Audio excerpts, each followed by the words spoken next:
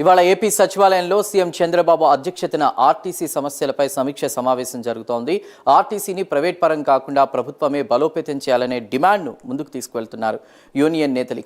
Electric బస్సులు నడపడానికి తాము ఎలాంటి అభ్యంతరం చెప్పడం లేదని, కానీ బస్సుల నిర్వహణ అంతా కూడా రాష్ట్ర ప్రభుత్వం నుండి ఆర్టీసీ ఉద్యోగులే నిర్వహించేలా ప్రణాళిక రూపొందించాలని కోరుతున్నారు.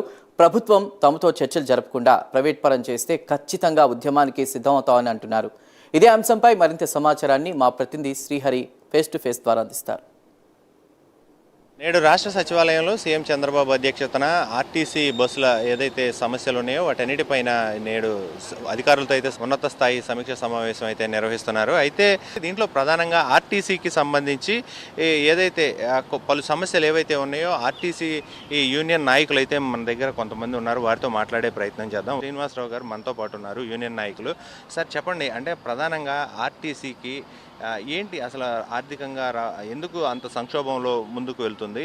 అంటే ప్రధానంగా అంటే బయట వ్యక్తులకి ఇప్పుడు ఆర్టీసీకి ఏంటి వ్యత్యాసం ఏంటి?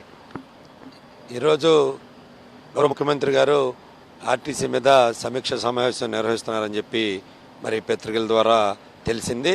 చాలా సంతోషం.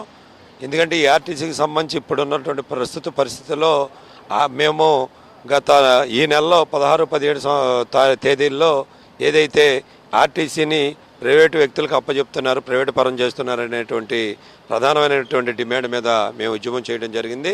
దరిమిల గౌరవ ప్రిన్సిపల్ సెక్రటరీ గారు గుర్తింపు సంఘాలైనటువంటి ఎంప్లాయీస్ని అలాగే సోదర సంఘం ఎన్ఎంఏని కూడా పిలిచి ప్రధానమైనటువంటి డిమాండ్ల మీద చర్చించడం జరిగింది. దానిలో భాగంగా ఏదైతే ఈ విద్యుత్ బస్సుల్ని ప్రవేశపెడతా ఉన్నారో విద్యుత్ బస్సులు మేము పూర్తిగా స్వాగతిస్తున్నాము. మరి వీటినన్నింటినీ కూడా ఏదైతే ప్రజా రవాణా వ్యవస్థగా ఉన్నటువంటి ఈ ఆర్టీసీ మరి ప్రైవేటు వ్యక్తులకు అప్పచెప్పడం ద్వారా ఆర్టీసీ నిర్వీర్యమయ్యేటటువంటి పరిస్థితి ఉంది.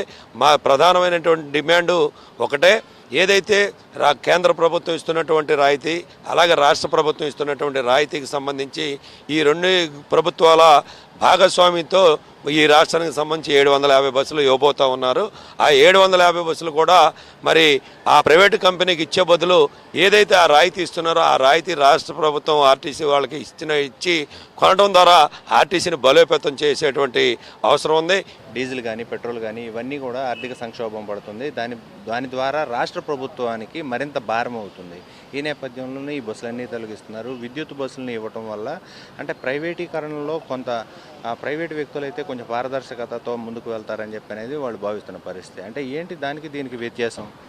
ఇది ప్రైవేటు వ్యక్తులకు అప్పచెప్పేది వ్యక్తిగతంగా వాళ్ళ యొక్క ఏదైతే వ్యాపారం ఉంటుందో వ్యాపార దృష్టితో చేసేటువంటిది ప్రైవేటు వ్యక్తులకు అప్పచెప్పడం జరుగుతుంది.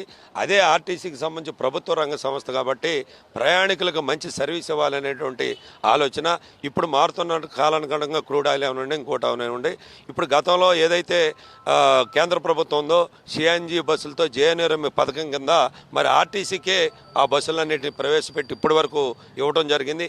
ఇప్పుడు కూడా అదే విధంగా చేసుకునేటువంటి అవకాశం ఉంది. చాలా తక్కువ అమౌంట్ ఇప్పుడు మన ప్రభుత్వంలో అధికారులు పెద్దలు కొంతమంది చెప్తున్నారు 1,70,00,000 1,80,00,000 పెట్టుబడి పెట్టేటప్పుడు మనం అంత పెట్టలేమని చెప్తున్నారు. కానీ వాళ్ళు ఇచ్చేటువంటి రాయితీ ఏదైతే వాళ్ళకి ఇస్తున్నారు రాయితీ ఆ రాయితీలో చూసుకుంటే చాలా తక్కువ అమౌంటే ఖర్చు అయ్యేటువంటి పరిస్థితులు ఉన్నాయి. అందువల్ల ఏంటంటే దానికి సంబంధించి ఇంకో మాట కూడా చెప్తున్నారు, ఉద్యోగస్తులకు ఇబ్బంది లేదని. ఉద్యోగస్తులకు ఇబ్బంది లేదనే మాట అది అసందర్భమైనటువంటి మాట. మాకున్నటువంటి అంతర్గతమైనటువంటి సమస్యలు పిఆర్సీలకు సంబంధించో లేకపోతే అంతర్గత సమస్యలు మేము మాట్లాడలేదు. ఇది ఈ వ్యవస్థనే చిన్నాభిన్నం అయ్యేటటువంటి క్రమంలో మేము కాపాడుకుంటా ఆల్రెడీ పక్క సంఘం మిగతా సంఘాలతో కూడా ఐక్య కార్యాచరణని మరి మేము ఆల్రెడీ ఆలోచించుకున్నాం. మరి మాతో మేనేజ్మెంటు మరి గవర్నమెంట్ చర్చ జరుపుతానన్నారు. ఆ చర్చలు కనుక జరగని పక్షంలో రాబోయేటువంటి కాలంలో ఐక్యోద్యమం కూడా చేయడం ద్వారా ఈ ఆర్టీసీని కాపాడుకుంటామని చెప్పి మీ ద్వారా తెలియజేస్తా ఉన్నాం. రైట్, మనతో పాటు మరో యూనియన్ నాయకులు అయితే ఉన్నారు. సార్ చెప్పండి, ప్రధానంగా మీ డిమాండ్లు ఏంటి? మా ఇప్పుడు ఉన్న ఉద్యోగుల్ని కొనసాగించాలని, అదేవిధంగా మేము నడుపుకునే విధంగా ఆర్టీసీ కార్పొరేషన్ నడుపుకునే విధంగా మాకు అవకాశం కల్పిస్తే యువతకి జాబ్ ఓరియంటెడ్గా కొంత గవర్నమెంట్ ఫుల్ఫిల్ చేసినట్టు ఉంటుంది. అదేవిధంగా సర్వీస్ ఓరియంటెడ్ సెక్టర్ కాబట్టి గవర్నమెంటే నడపాలని మా యొక్క ఉద్దేశము. అంతే తప్ప మాకు వేరే ఉద్దేశం ఏం కాదు. మళ్ళీ పాత రోజుల్లో 1980-84 ఆ ప్రాంతాల్లో ఉన్న ప్రైవేట్ సెక్టార్ని దృష్టిలో పెట్టుకుంటే అప్పుడున్న ప్రజల మీద ఎంత అగత్యాలు దాడులు జరిగాయో మళ్ళీ ఆ పరిస్థితులు రాబోతాయని మా యొక్క భయం. కాబట్టి ప్రజలకి సేవ చేసే సెక్టార్ కాబట్టి ఏ విధంగా అయినా గవర్నమెంట్ని దీన్ని సర్వీస్ ఓరియంటెడ్గా సెక్టార్గా ఊహించి దీన్ని గవర్నమెంట్ ఎంప్లాయీస్ ద్వారానే నడపాలనే ఉద్దేశంతో మేము డిమాండ్ చేస్తున్నాం. రైట్, ఇది ప్రస్తుత పరిస్థితి. ఏదైతే ఆర్టీసీ ప్రైవేట్ పరంగా కాకుండా ప్రభుత్వ పరంగానే నడపాలి, ప్రభుత్వ ఉద్యోగులకు కూడా అంటే యువతకు కూడా పెద్ద ఎత్తున ఉద్యోగ ఉపాధి అవకాశాలు కల్పించినట్లుగా ఉంటుంది. దాంతోపాటు ప్రభుత్వం కనుక వారితో చర్చలు జరపకుండా ఉంటే ఖచ్చితంగా దీనిపైన ఒక ఉద్యమం అనేది మొదలు పెడతామని అయితే వారు చెప్తున్న పరిస్థితి అయితే కనపడుతుంది. కెమెరామెన్ జీవన్తో శ్రీహరి, ప్రైమ్ 9, అమరావతి.